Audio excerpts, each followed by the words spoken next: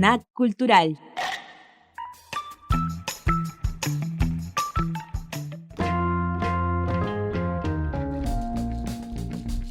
Este es Snack Cultural y hoy tenemos la fortuna de estar con Juan Villoro, uno de los escritores mexicanos más importantes en el tiempo actual, que se desliza rápidamente entre la novela, el periodismo, la literatura en general, pero que además es dueño de una prosa extraordinaria que a veces tiene o deriva en poesía. Y eso no necesariamente es algo que pueda definirse solo a partir de la versatilidad, sino, creo, a partir de cierto nivel de erudición en el manejo de los géneros, pero también de una sensibilidad especial. Probablemente esa sensibilidad está apuntalada por el fútbol o por algunas otras cosas populares que hacen de la voz y de la escritura de Juan Villoro algo muy especial. Digo que somos afortunados quienes estamos cerca y en este momento, en mi caso, hablando con él, porque estoy seguro que esta conversación nos va a enriquecer a todos y espero que también logre algo de eso con Juan. Juan, bienvenido a Snack Cultural del Centro Cultural de la Pontificia Universidad Católica del Perú. Muchas gracias, Hugo, por recibirme. Es un honor para nosotros.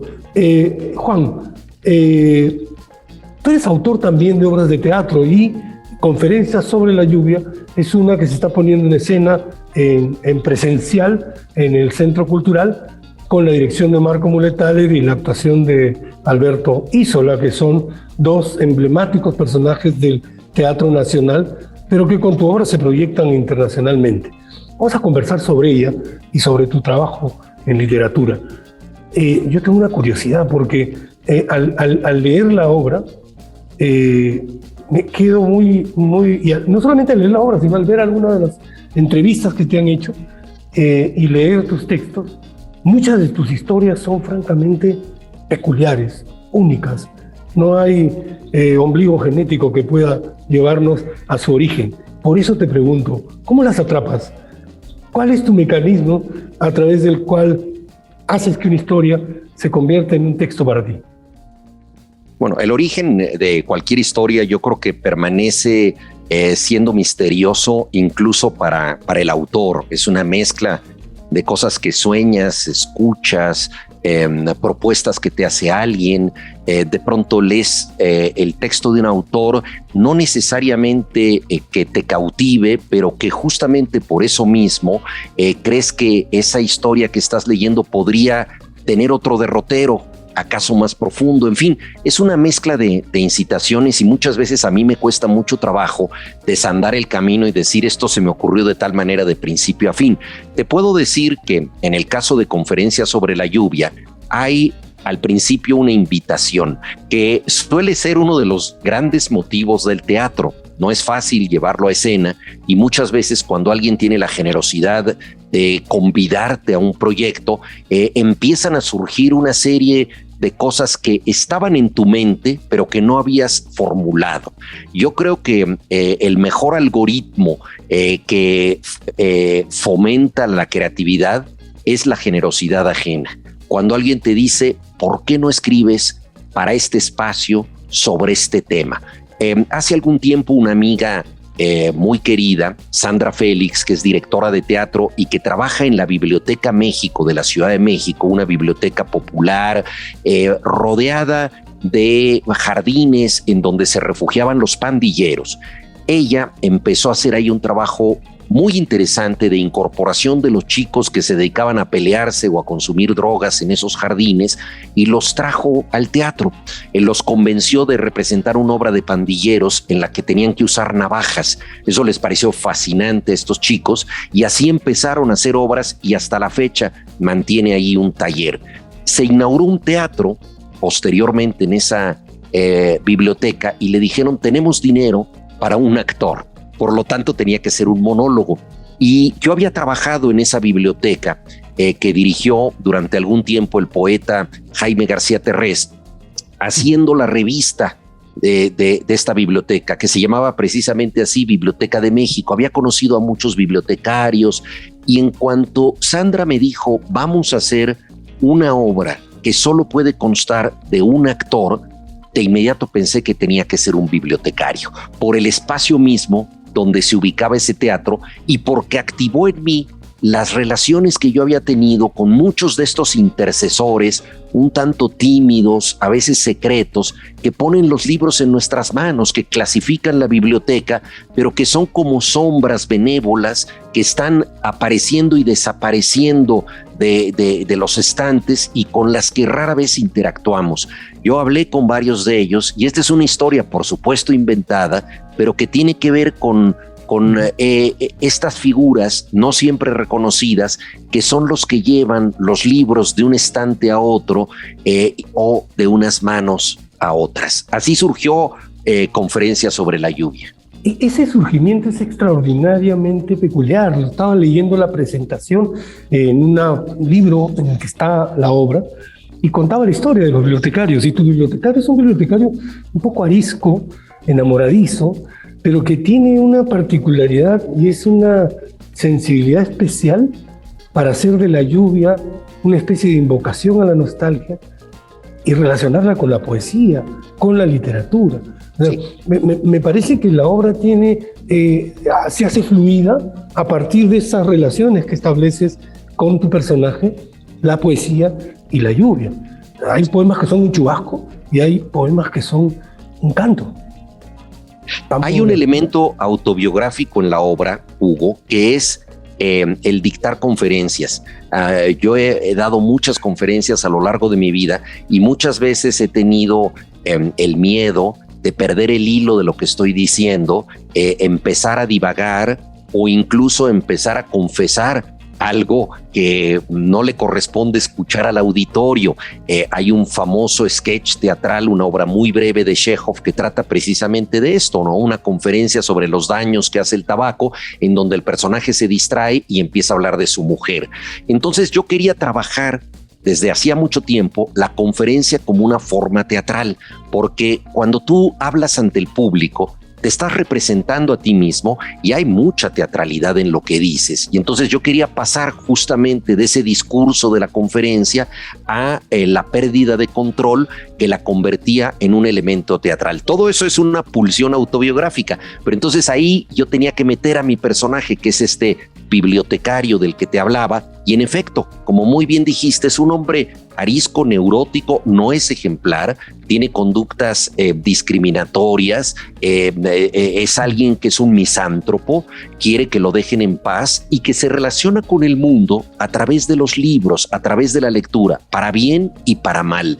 Entonces necesita los libros como una mediación para llegar a los otros. Por lo tanto, cuando me surgió la idea de que él diera una conferencia, pensé cuál sería este tema. Y a mí siempre me ha intrigado la relación de la poesía con la lluvia. Abunda la cantidad de versos. Es una auténtica tormenta literaria la que ha traído la poesía. Y casi siempre la lluvia tiene que ver con amores imposibles o desdichados o perdidos. Y basta que se nuble un poco el cielo para que a un poeta se le ocurran unos versos de amor. Entonces me pareció que era un tema muy propicio, que él hablara de la poesía y de la lluvia, pero que perdiera el control, como te decía antes, y que al hacerlo hablara de sus propias lluvias, de sus propios amores. Sí, tu personaje tiene un par de relaciones de las que habla en la historia y que son relaciones que terminan en frustración, pero que son extremadamente poéticas como historias, como anécdota, digamos. Y hay un personaje que es este gordo, queridísimo, que se apropia de una edición de Dante, que me parece un fiel de la balanza, pero a la vez un sujeto que, como estamos hablando de la obra de teatro y queremos provocar que la gente venga a verla, hace un juego mágico de exorcizar al amigo con relación a sus propias relaciones. ¿Tienes tú algo del gordo Mendívil a pesar de tu evidente contextura? ¿verdad? No, ese es un personaje que se parece a muchas grandes figuras de la cultura, que son figuras monumentales, figuras emblemáticas y que se dedican un tanto a coordinar la vida de los demás. Y son personas que reparten prestigios ajenos y a los que les gusta dominar a los otros a través de sus citas, de sus lecturas. Yo he conocido varias de estas figuras dominantes que son patriarcas de la letra, ¿no? Entonces esa es una figura, por supuesto, de la que en cierta forma depende mi bibliotecario, que no tiene tanto dinero, que no tiene acceso a muchos volúmenes y que requiere de ese apoyo, incluso le debe el trabajo. Entonces está en una condición subordinada respecto al gordo, que es también quien lo pone en contacto con una mujer. No vamos a desvelar los secretos de la trama, pero en efecto es una historia de amor muy apasionada que ocurre después de que el personaje hubiera tenido otra historia de amor frustrada. Debo decir que frustrada por su propia culpa. El hecho de que una persona hable de sus amores no quiere decir que sea una persona ejemplar. Para mí, una de las cosas más difíciles, Hugo, es que el personaje pudiera ser entrañable siendo por momentos muy desagradable. O sea, siendo un agente que repudia a los demás, que está metido en su covacha de libros, ¿no? Y que no quiere que lo molesten. Entonces, este misántropo ejemplar, ¿de qué manera hacer que siendo una persona que no es ejemplar, nos pueda parecer atractiva e incluso conmovedora? Creo que es algo que debe lograr la literatura, la empatía con el otro, así sea una persona que no nos agrada del todo. Yo creo que esa es una de las grandes lecciones anímicas que nos puede dar la literatura, compadecernos, enternecernos de gente que no siempre es, digámoslo así, muy presentable. ¿Sabes, Juan, que lograste eso? Antes que empezara nuestra entrevista, Pamela Puglianini, que trabaja con nosotros, me dijo exactamente eso. Ese personaje es odioso, pero qué fácil se hace querer. O sea que está en el logro de la historia. Esa era la idea, y en buena medida él, hablando, empieza también a descubrir sus defectos y a aceptarlos. No le queda más remedio. El amor también es un importante personaje dentro de la historia. Yo escribí una nota cuando la leía para pasártela a ti y conversar sobre eso. El amor es una especie de fumigación pluvial que nos agarra de manera distinta a todos. Nadie el amor frente al amor.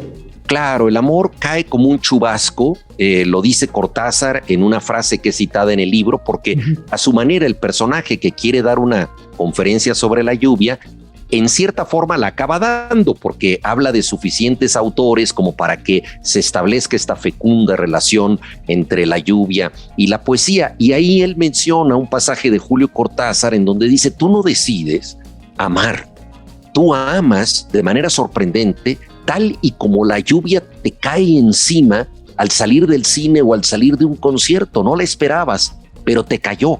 Así también, de pronto, te cae el amor. Este personaje que había repudiado los contactos con los otros y prefería vivirlos de manera vicaria a través de la lectura, que tenía una relación de pareja totalmente rutinaria, aburrida y muy poco agradable, de pronto descubre, para sorpresa de sí mismo, que es capaz de amar. Y eso, desde luego, es un regalo, pero también lo lleva a la locura. El amor, lo sabemos, es el mayor y el mejor de los problemas. Así es, exactamente. Oye, pero tú nos has metido en un problema, porque esta es una ciudad en la que no llueve. Sí, eso me sorprendió mucho en Lima, que subí al auto de un amigo y no tenía limpiavidrios. Yo le dije: oye, ¿qué pasa cuando llueve? Me dice: no te preocupes, nunca llueve. Entonces, pero me parece que es el sitio ideal, porque precisamente la lluvia es un efecto poético en la obra, ¿no? Entonces, qué mejor que estar en un lugar donde no llueve para imaginar chubascos literarios. Lo dice el personaje citando a Dante: ¿qué encuentra el hombre en la alta fantasía? Lluvia. Ese es el lugar donde el poeta modifica el clima. Así es. Y nosotros tenemos ese problema. Quizá por eso hay una nostalgia de la lluvia permanentemente presente en la poesía peruana. También citas a Vallejo en el texto, ¿no? Y creo que la forma en la que lo haces termina haciéndole un honor extraordinario y por eso te agradecemos también, Juan. Hay un asunto que está relacionado con un componente de la obra que me gustaría que toquemos ahora, que tiene que ver con la forma en la que hace que el personaje se dirija al público.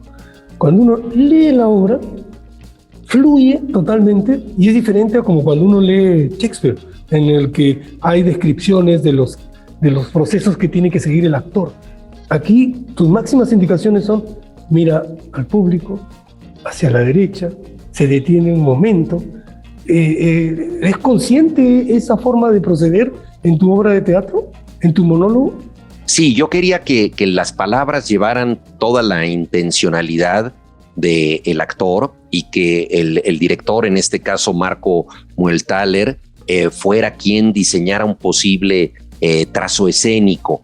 Y las únicas indicaciones que yo doy tienen que ver con la dinámica misma de una conferencia, por ejemplo, beber agua, ¿no? Sí. Incluso el propio protagonista se refiere a eso, ¿no? Que el gran truco de un conferencista es hacer esa pausa estratégica en la que con toda calma bebe agua, demostrando que está en dominio de la situación, ¿no? Es muchas veces una manera de decirle al auditorio: no se preocupen, yo sé lo que estoy haciendo. Entonces hay un par de gestos propios del conferencista, y lo de mirar a cierto lugar también es estratégico, porque la pregunta esencial de un monólogo, Hugo, es: ¿por qué diablos una persona habla sola?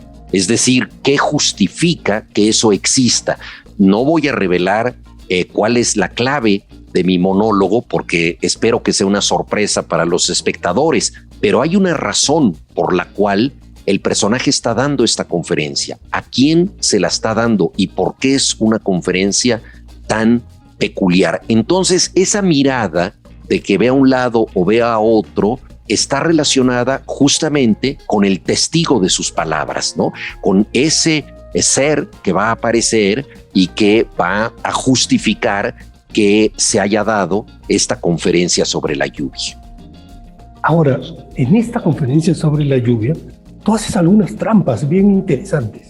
Por ejemplo, el monólogo interior es un recurso narrativo, joyciano, ¿no es cierto?, que tú conviertes en monólogo exterior, ahora para la obra de teatro. Y lo haces con una fluidez extraordinaria que el personaje logra materializar con una prosa francamente espectacular. A mí me ha pasado que me permitieron ver la grabación del streaming estrenado hace un par de años, y tuve la suerte de encontrar el libro aquí nomás en la Librería Sur. Entonces he podido constatar lo que es la representación del documento escrito, pero ambos tienen el mismo ritmo. ¿Eso también es consciente? Mira, me gusta mucho lo que dices, Hugo, y bueno, no sé hasta qué punto es consciente. Yo no pensé en forma deliberada pasar del monólogo interior al monólogo exterior, como tú lo llamas, pero creo que está muy bien visto, porque el monólogo interior es el flujo de la conciencia, por lo tanto está sujeto a los arrebatos de la mente, está hecho de asociaciones libres, hasta cierto punto es inconexo. Yo traduje uno de los primeros monólogos de la literatura, El Teniente Gustl, de Arthur Schnitzler, que es anterior incluso al de James Joyce, y ahí un teniente del Imperio Austrohúngaro durante toda una noche vacilando sobre lo que tiene que hacer, porque lo han retado a duelo y él no sabe si debe presentarse o asumir su cobardía, está teniendo una serie de reflexiones todas ellas inconexas, pero que tú puedes seguir a través de la maestría que tiene Schnitzler para escribir estos avatares, estos devaneos de la mente. Pero mi personaje lo que quiere es justamente lo contrario, dar una conferencia, por lo tanto causar sentido hacia los demás. Es, como tú muy bien dices, algo que es exterior, pero no se queda en la conferencia, sino que empieza a traicionarse a sí mismo y entonces empieza a pasar al tono confesional. Entonces este transcurso, digamos, de la conferencia sobre la lluvia y el amor a sus propias lluvias interiores, sus propios amores no confesados, es lo que constituye la obra. Y me gusta mucho que la describas así, como un tránsito del monólogo interior al monólogo exterior. Pues vamos llegando ya al final de nuestra conversación, muy a pesar mío y ojalá que también a pesar tuyo. Y me gustaría que conversemos sobre un asunto que está vinculado a las apropiaciones, a estas invocaciones que el texto de tu obra, de tu monólogo, tiene. Los especialistas hablan de intertextualidad, ¿no es cierto? De este asunto de estás permanentemente armando un texto a partir de otros textos. Pero lo que ocurre en tu monólogo es que esa intertextualidad es como un tejido a crochet que está armándose con mucha finura con el objeto de mostrarnos al personaje, pero también haciendo o poniendo en evidencia esta especie de revelación íntima en la que termina o en la que transcurre el monólogo. ¿Es posible tener una obra como la tuya sin ser intertextual? Bueno, en el caso de Conferencias sobre la lluvia sería muy difícil porque postula el personaje que va a hablar de la poesía. Él es un bibliotecario y tiene la ambición de compartir sus lecturas, no suele hacerlo. Entonces es una ambición que luego vamos a saber por qué la está cumpliendo y cómo la está cumpliendo. Entonces, al hablar de sus lecturas, pues necesariamente tiene que apelar a los otros. Y en la forma misma del texto, pues está la sombra, desde luego, de Chekhov, de ese sketch pequeño que dejó sobre los daños que hace el tabaco, pero que, por ejemplo, en el caso de Chekhov, no hay una explicación de por qué el personaje empieza a hablar de eso y por qué va a dar esa conferencia. Simple y sencillamente la ruptura de código lo que hace interesante esa pequeña pieza, y es que él, en vez de ser pedagógico y hablar de su tema, empieza a hablar de cosas privadas, ¿no? Y ahí queda la cosa. Y yo quería dar justamente una idea de que hay ciertos sujetos en nuestra vida a los que les damos conferencias o les queremos dar conferencias y que nos acompañan y que nos escuchan como escucha un personaje en un poema de Octavio Paz que dice: óyeme como quien oye llover, ni atenta ni distraída. Entonces esta manera, ¿verdad?, intermedia de escuchar la tienen ciertos seres, y a uno de ellos está dirigida la conferencia. Ya no doy más pistas, ¿no? Pero todo esto, pues evidentemente sí requiere de una intertextualidad. Yo no quería que fuera una obra muy pedante y que estuviera ahogada de citas. Me ha pasado inevitablemente, Hugo, que con la obra yo he recibido muchos paraguas de regalo, cosa que agradezco porque aquí en México sí caen lluvias de dimensiones bíblicas, ¿no? Pero aparte, muchísima gente me ha dicho: oye, Juan, se te fue este poema que habla de lo mismo y se te fue este otro. Yo ya podría hacer una antología de poemas sobre la lluvia. Y naturalmente con la ayuda de internet podría haber encontrado muchísimos, pero no quería ahogar el texto. Yo quería todos los poemas que están ahí, los cité primero de memoria, por supuesto con errores, sujetos, ¿verdad?, al mal recuerdo que uno tiene de lo leído, pero no quise deliberadamente hacer una exploración, una investigación, ¿no?, para llegar a estos poemas, sino aquellos poemas que me llegaran en el transcurso de la escritura, los iba yo incluyendo y por supuesto luego cotejando y mejorando, ¿no? Pero es también algo que me propuse, no ahogar la pieza con excesivas referencias literarias, ¿no? Sino que esas referencias sirvieran a que lo que dice el personaje se convierta en literatura en escena. Juan, muchísimas gracias por la conversación que hemos podido tener a propósito del monólogo que invitamos a todos a ver en el Centro Cultural de la Universidad Católica, conferencia sobre la lluvia, para que la lluvia nos moje a todos y nos ponga en estado de felicidad. Muchas gracias, Hugo, por esta oportunidad de hablar contigo, tan estimulante para mí. Y bueno, celebro que un actor de la estatura de Alberto Isola sea el protagonista de esta pieza, magníficamente dirigido por Marco Multhaler. Muchas gracias, Juan. Un gran abrazo y estaremos viendo la obra y seguramente buscándote para volver a conversar sobre ella en otro momento. Muchas gracias. Hasta luego, gracias. Gracias.